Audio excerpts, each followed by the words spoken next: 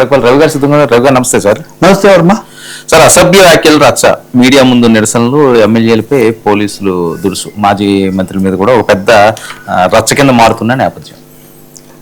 నిన్న మనం మాట్లాడడం వాస్తవంగా చాలా అసభ్యమైంది. మహిళల గురించి ఇలా ఎందుకు మాట్లాడతారు అని ఇవన్నీ. దాంతో ఇక అప్పటికి మామూలు మీడియా పరిధి దాటి రాజకీయమైన యుద్ధ స్వరూపం తీసుకుంది. వైఎస్ఆర్ పార్టీ వాళ్ళు ఆ పత్రిక మీద తీవ్రంగా వాళ్ళు విరుచుకు పడిపోయారు. ఇంకా వాళ్ళు కూడా ఈరోజు సమాధానం రాశారు. పక్కదో పట్టిస్తున్న అసలు ఇది డైవర్షన్, ఎవరి డైవర్షన్, వాళ్ళ డైవర్షన్, వీళ్ళ డైవర్షన్ అనేది ఎట్లా ఉన్నా డైవర్షన్ కోసం ఇది అన్నారు. మాట్లాడి చివరికి మేము నిరసన తెలపబోతున్నాము దీని మీద అని చెప్పి వాళ్ళు ఒక ప్రకటన చేశారు. సో బహుశా రాష్ట్రం విడిపోయాక వైసీపీకి లేదా ఆంధ్రప్రదేశ్కు సంబంధించిన ఒక అంశం మీద అంతమంది శాసనసభ్యులు లేకపోతే మాజీ మంత్రులు వచ్చి నిరసన తెలపడం బహుశా ఇదే మొదటిసారి అయినవచ్చు. ఈరోజు వాళ్ళ ఏబిఎన్ కార్యాలయం ముందు వీళ్ళంతా వెళ్ళి నిరసన తెలపటము, దానికి ముందు నినాదాలు, డౌన్లు ఇవన్నీ అయ్యాయి. ఇదన్నీ అవుతుండగానే పోలీసులు వచ్చారు. సో మామూలుగానే తప్పులు ఉంటే చెప్పాలి, కానీ మీడియా దగ్గర నిరసనలు ఇవన్నీ చేయకూడదు, మీడియా మీద ఒత్తిడి పెట్టకూడదు అనేది ఒక అభిప్రాయం ఒకటి ఉంది. మేము నిరసన శాంతియుతంగా తెలుపుతున్నాం. శాంతియుతమైన అశాంతి కావాల్సినంత ఇక్కడ వచ్చింది. ఆ తర్వాత పోలీసులు బాగా రంగప్రవేశం చేశారు. ఇక్కడ ఇంకొక చిన్న సమస్య అంటే సమస్య ఆంధ్రప్రదేశ్ జరుగుతుందేమో తెలంగాణలో. మరి తెలంగాణ పోలీసులు ఏమి ఇక్కడ పోలీసులు వాళ్ళ పట్ల ఎలా ఉండాలన్నది కూడా ఒక పెద్ద సమస్య. ఎందుకంటే ఇది ఇప్పుడు ఉదాహరణకి హరీష్ రావు ఎక్కడో రోడ్డు మీద ధర్నా చేశారు, ఆయన పట్ల వేరే ఉంటుంది. తెలంగాణ పోలీసులకు అది సమస్య కాదు. సో ఇక్కడ ఆంధ్రజ్యోతి ఏబిఎన్ దాని ముందు వాళ్ళు చేస్తున్నప్పుడు ఒక పోలీసు నెట్టాడు తాటిపర్తి చంద్రశేఖర్ అనుకుంటా, ఎమ్మెల్యేను నెట్టారు. సో ఎమ్మెల్యే పట్ల దురుసుగా ప్రవర్తించారని చెప్పి ఒక నిరసన. రెండవది మాజీ మంత్రులు కూడా చాలా మంది ఉన్నారు, వాళ్ళ పట్ల కూడా ఏమాత్రం చేయలేదు, మేము శాంతియుతంగా ఉంటేనే. మొత్తం మీద వేడి దీని మీద బాగా పెరిగింది. సో అవాంఛనీయమైనటువంటి విషయాలు ఒకటేమో మీడియా జాగ్రత్తగా ఉండటం ఒకటైతే, మీడియా దాన్ని రాజకీయంగా దాదాపు రాజకీయ పార్టీలు యుద్ధం చేసినట్టుగా చేసే పరిస్థితి రావటం అన్నది నేను తరచూ చెప్తున్నట్టుగా అసహనము, ఏదో ఒక విధంగా గుణపాఠం చెప్పాలి, ఇది చూపించాలి అనే ఒక ధోరణి ఒకరినొకరు చేసుకునేది పెరుగుతూ ఉంది. బహుశా కేసులు పెట్టుకోవడాలు ఇవన్నీ కూడా ఇది ఇంకా దారి తీయచ్చు. పోలీసులకు కూడా ఇది కత్తి మీద సాములు అనేది ఏం చేయాలన్నా కానీ వాళ్ళకు ఆ సమస్య వస్తుంది. రెండవది తెలంగాణ ముఖ్యమంత్రికి వాళ్ళకు ఉన్న సంబంధాలు, ఇట్లాంటి చర్చలు కూడా కొన్ని ప్రజల దృష్టిలో, పార్టీల దృష్టిలో ఉంటాయి కదా, పోలీసుల దృష్టిలో కూడా ఉంటాయి కదా. కాబట్టి ఇదిగో బహుశా ఇది ఒక కొత్త ఇది అనుకోవాలి. అంటే ఇప్పటి వరకు ఉన్న రాజకీయ యుద్ధాలు కాస్త మీడియా యుద్ధాలుగా కూడా మారుతున్న పరిస్థితి కనిపిస్తుంది. దీన్ని తొందరగా పరిష్కారం చేసుకోవటము, దీనిగా పెరగనీయకుండా ఉండడం చాలా మంచిది. ఎందుకంటే మీడియాకు పార్టీలకు మధ్యలో అయితే అవి మళ్ళీ వాళ్ళ మీడియా దగ్గరికి వెళ్ళటం, ఎందుకంటే వాళ్ళకి సొంత మీడియా ఒకటి ఉంది కాబట్టి అది మంచిది కాదు. మూడోది మధ్యలో మహిళలు వాళ్ళ గౌరవము పదే ఒక ఆయన ఉన్నాడు విదేశాల్లో, ఘోరమైన వీడియో ఒకటి చేశాడు. అసలు చనిపోయిన మహిళ పేరు వాళ్ళతో ఆమెను కూడా ప్రస్తావించి, అందరికంటే ముందు ఈ టాపిక్ ఇది సరికాదు అని, పేర్ల కంటే పద్ధతి మంచిది కాదని చెప్పినవాడిని నేనే వాస్తవానికి. కానీ ఆ తర్వాత ఇదంతా చూస్తుంటే ఎంత దురదృష్టకరమైన పరిస్థితికి మన రాజకీయాలు, మీడియా పోగొట్లు దారితీస్తున్నాయని. ఆ సోషల్ మీడియా వీడియో కనుక చూస్తే అసలు భరించలేని భాష, ఇలా కూడా మాట్లాడవచ్చా అని. మీరు పొరపాటు అయితే కంప్లైంట్ పెట్టండి, ఈవెన్ రిపోర్ట్ చేయొచ్చు, ఇప్పుడు దాని మీద రిపోర్ట్ చేయొచ్చు. దాని బదులు అంతకంతకు కూడా టార్గెట్ అవుతున్న మటుకు మహిళలు, టార్గెట్ అవుతున్న మటుకు భార్యలు, తల్లి, చెల్లి, పిల్లలు ఎందుకు వస్తారు సార్ రాజకీయాల్లోకి పదే అసలు ఈ మాటలు ఎందుకు వస్తాయి నాకు అర్థం కాదు. ఈ విధానం తప్పు, ఆ విధానం తప్పు అనే బదులు. కాబట్టి ఇది ఎక్కడో దారి తప్పిపోతుంది. ఇది ఏమాత్రం వాంఛనీయం కాదు, అనుమతించదగింది కూడా కాదు. తప్పకుండా ఒక మాట జారిన వాళ్ళు దాన్ని వెనక్కి తీసుకోవచ్చు. అలాగే ఇటు వచ్చిన వాళ్ళు కూడా దాన్ని ఇంకెక్కడికెక్కడికో తీసిపోయి వీళ్ళకి సంబంధించిన విషయాలు. నిన్న దాదాపు వైసీపీ మాజీ మంత్రులు, ఎమ్మెల్యేలు చాలా మంది వరుసగా దీని మీద మాట్లాడారు. ఇప్పుడు వీళ్ళు మళ్ళీ చిట్టా తీస్తారు. మీరు అప్పుడు అలా అన్నారు, ఇప్పుడు ఇలా అన్నారని, ఇవన్నీ కూడా అసలు సమస్యల నుంచి పక్కకు పట్టించి అసలు అమరావతి అనేది ఎక్కడ పోయింది? ఇప్పుడు అమరావతిని వదిలేసి ఆడవాళ్ళ మీద లేకపోతే మీడియా మీద ఎందుకు పడుతుంది? ఇప్పుడు ఎందుకు తీసుకొచ్చారు అంటే ఒక పెద్ద వ్యూహాత్మకంగా ఒక పెద్ద ఎత్తుగడలా కనిపిస్తుంది. అస్సలు దృష్టి మళ్ళించే ఒక ఎత్తుగడ, ఒక డైవర్షన్ టాక్టిక్స్. ఇందులో ఎవరు ఏం తక్కువ తినలేదు. ఇలా చేయడం వల్ల ఇలా అవుతుందని వీళ్ళకు తెలుసు, వాళ్ళకు తెలుసు. పెంచుతున్నారనమాట అసలు అంశాల నుంచి. ఎన్ని బెలూన్లు ఎగరేస్తారు వర్మ. ఇప్పుడు ఒకసారి మనం వెనక కంటిన్యూస్ గా డిబేట్స్ లో ఉన్న వాళ్ళం కనుక గుర్తు చేసుకుంటే ఇదైపోయింది, అదైపోయింది, వారెస్ట్, ఈ ఒక 2 రోజులు లడ్డు, ఇంకో 2 రోజులు, ఏ పూట 24/7 అంటే మనం ఏదో మీడియాలో ఏ రోజు టాపిక్స్ అవి ప్రజలు వీక్షకులు చూస్తే రాజకీయ పార్టీల పరిస్థితి అలా తయారైంది. ఏ పూటకి ఆ పూట ఒక బెలూను. ముందు దాని మీద ఏం చేయాలి? ప్రెస్ కౌన్సిల్ కు ఫిర్యాదు చేయొచ్చు.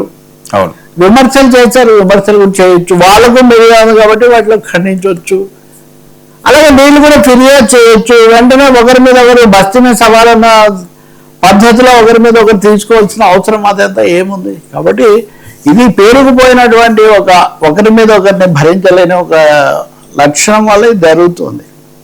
మీడియా అయితే ఎప్పుడు కార్యాలయాల మీదకి రావడాలు వీటిని ఎప్పుడు ప్రోత్సహించదు. ఒకవేళ ఇంకేది చెల్లకపోతే అప్పుడు అది చివరి అస్త్రం అది. అంతేగాని ప్రభుత్వాల దగ్గర ఇంకోటి చేసినట్టు కాదు కదా. దీని మీద ఖండన ఇవ్వాల్సిన అవసరం ఉందండి. దేని మీద?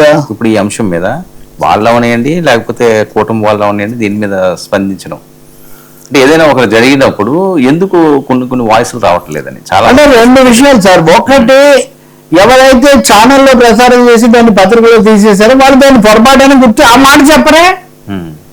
ఇప్పుడు ఆ మాట చెప్పేసి మేము కూడా దాన్ని సరికాదని భావించబట్టే కదా మేము తీసేసాం, మేము తీసేసాక కూడా మీరు ఎందుకు చేస్తున్నారు అని వాళ్ళు అడగచ్చు. నేను ఇక్కడ ఇంకొక చిన్న రహస్యం చెప్తా. ఛానల్ వేరే పత్రిక వేరేనే ఒకటి మెయింటైన్ చేస్తుంటారు వీళ్ళు. అది వాళ్ళు కూడా వైసీపీ వాళ్ళు కూడా అంటారు, మా పత్రిక ఒక్కటైనా వచ్చిందా చూపించండి అంటారు. నిజానికి ఎప్పటికప్పుడు ప్రజలకు కనిపించేది ఇది ఎక్కువగా దృశ్య మాధ్యమం కదా, ఎలక్ట్రానిక్ మీడియా వెంటనే కనిపిస్తుంది. ఇందులో కొన్ని అక్కడ రావు, అందులో కొన్ని ఇక్కడ రావు. రెండిట్లో రాస్తున్నాం అని యాక్చువల్గా ఓ 25 ఏళ్ల నుంచి రెండిట్లో కూడా వ్యాఖ్యానం చేస్తున్నాం కాబట్టి ఇప్పుడు అమరావతి మీద నీతో మాట్లాడాను, నా పత్రికలో పెట్టాను, దాన్ని మళ్ళీ నేను సోషల్ మీడియాలో ఫేస్బుక్ లో పెట్టాను, అన్ని చేస్తుంటాయి కాబట్టి 2 తేడా తెలుస్తుంది నాకు. కాబట్టి పొరపాటు నా ఉద్దేశం అది కాదు, ఏదో జరిగింది అందుకని తీసేసుకున్నామని వీళ్ళు చెప్పొచ్చు. రెండోది వాళ్ళు కూడా దాన్ని ఖండించడంతో ఆగొచ్చు. కానీ అంతకు మించి ఒకరి మీద ఒకరికి విపరీతమైన క్రోధంతో రగిలిపోతున్నారు కాబట్టి ఇట్లాంటివన్నీ కూడా జరుగుతాయి. పత్రికలు కూడా దీని పట్ల ఎట్లా స్పందిస్తారు. అలాగే పోలీసులు అంటే ఎవరి మీద వచ్చినా పోలీసులు రంగంలోకి వస్తారు. దీన్ని పెంచుకోవడం అంటే పరిష్కరించుకోవడము, భేషజాలకు పోకుండా సంయమనం పాటించడం చాలా ముఖ్యం. అలాగే చట్టబద్ధంగా ఫిర్యాదు చేయగలిగినవి చేయొచ్చు. ఇంకా పెంచి సవాల్ చేసి ప్రతి చోట ఆఫీసుల దగ్గరికి వెళ్ళి దిష్టి బొమ్మలు తగలబెట్టి అవి చేయాల్సిన అవసరం లేదు. రెండో దీన్ని ఆధారంగా చేసుకొని ఇంకా పాత కథలన్నీ తోడడం. నేను ఇంకోటి కూడా చెప్తున్నా, ఎవరు మాట్లాడలేదు. ఆయన ఎవరో విదేశాల్లో కూర్చొని పంచ్ అంత నీచమైన పంచులు చచ్చిపోయిన వాళ్ళ మీద వేయటం అంత చాలా ఘోరమైన విషయం. మీరు ఇప్పుడు వినిపిస్తే మన వీక్షకులు కూడా భరించలేరు. నేను దీని మీద కూడా, ఎందుకంటే దాని మీద కామెంట్ చేసినట్టే నేను దీని మీద కూడా నిన్న రాత్రి చేసి అసలు ఇంత నిజంగా ఎలా మీరు ఎందుకు ఇట్లాంటివి తీసుకొస్తున్నారు అని రిపోర్ట్ కూడా చేశాను నేను యాక్చువల్గా. వెంటనే వాట్ హ్యాపెన్స్ మనం చూడాలి. కానీ ఒక కొత్త అస్త్రంగా దీన్ని వాడుకునే ధోరణి మటుకు మృత మహిళపై కులద్వేష పంచ్ అని నేను రాత్రి చేసా, ఇప్పుడు లేట్ నైట్ అయినా కానీ. కాబట్టి హౌ ఇట్ హ్యాపెన్స్ మనం చూడాలి. ఇలాంటివి ఆపడానికి తప్పకుండా మీడియా మొత్తం కూడా ఆలోచించాల్సిన అవసరం ఉంది.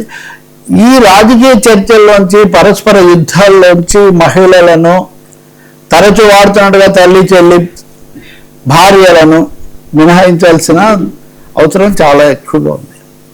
ఇంకా ఇప్పుడు అంటారా మీరు అడిగిన దానికి పోలీసులు ఎలాంటి వైఖరి తీసుకుంటారు, యాజమాన్యం ఫిర్యాదు ఏం చేస్తుంది, అలాగే మాకు అవమానాన్ని వీళ్ళు ఫిర్యాదు చేస్తారా, ఇవన్నీ మనం ప్రాక్టికల్ గా లీగల్ గా ఎలాంటి, ఇవి రాజకీయ భాగాలు కదా, రాజకీయ నిరసన ఎలాంటి వాటి మీద యాక్షన్ ఉంటాయండి. యాక్షన్లు ఏముండవు, శాంతియుత నిరసన తెలిపాము మేము ఎవరిని అనలేదు కదా. కదా ఆ వ్యాఖ్యలకు సంబంధించి కూడా ఏముండవు. అంటే పైగా ఇంట్లో లేదు కదా, ఆ వీడియో కూడా తొలగించారా? లేదా వీడియో కూడా తొలగించారా? నిన్నటి వరకు ఉంది. పైగా గుర్తు దాన్ని యాక్సెప్ట్ చేయట్లేదు కదా. ఇప్పుడు వీడియో ఉంది, అక్కడ తొలగించిన డౌన్లోడ్ చేసుకున్న చాలా చోట్ల ఏమీ తొలగదు కదా. కానీ అది చాలా వికారమైన ప్రయోగము, ఇంకా అందులో ఏమీ సందేహం లేదు. అలానే ఇప్పుడు అది విన్న తర్వాత ఇప్పుడు ఇంకెవడో మాట్లాడింది సరే, వాడు మాకు సంబంధం లేదు, అక్కడెక్కడో మాట్లాడాడని వీళ్ళు అంటారు అనుకోండి. ఏమన్నా కానీ అవి ఇవన్నీ సోషల్ మీడియాలో తిరుగుతుంటాయి. సో చివరికి ఎవరికి దెబ్బ అమ్మకెత్తరా చెప్పల కంప అని అమ్మలు, అర్ధాంగులు, లేకపోతే అప్పచెల్లెళ్ళు వాళ్ళే దీనికి గురవుతుంటారు. ఘోరమైన విషయం ఇది. కానీ వైసీపీ దీన్ని తేలిక వదిలిపెడుతుందని నేను అనుకోను. దీన్ని వాళ్ళు మ్యాక్సిమం చేస్తారు. అలాగే వీళ్ళు కూడా మా కార్యాలయం మీదకి వచ్చారు. ఎందుకంటే గతంలో కూడా కొన్ని సందర్భాల్లో అక్కడ దాడులు జరగడం, వాటిని ఖండించడం ఇట్లాంటివి ఉన్నాయి. ముఖ్యంగా ఆ పత్రికలో వచ్చిన కొన్ని కథనాల మీద వ్యక్తిగతంగా కానీ, కొన్నిసార్లు సంస్థలు కానీ, ఐ థింక్ కొన్నిసార్లు దళిత సంఘాలు వెళ్ళాయి, కొన్నిసార్లు ఇతరులు కూడా వెళ్ళారు, భక్తులు ఇలాంటి వాళ్ళు కొన్నిసార్లు వెళ్ళారు, ఒకసారి అరెస్ట్ చేశారు. సో ప్రతిసారి ఆ సందర్భాన్ని బట్టి ఉంటుంది. ఇది మటుకు పూర్తిగా అవాయిడబుల్, అవాంఛనీయమైనది ఇది. సార్ ప్రాంతీయ వ్యూహాలు స్టార్ట్, కుల వివాదాలు తీవ్రం, వైసీపీ న్యూ గేమ్, డైవర్షన్ ఎవరిది? ఇది కూడా ఈరోజు పొద్దునుంచి చూస్తే మీరు మొన్న అంబటి రాంబాబు ఇంటి మీద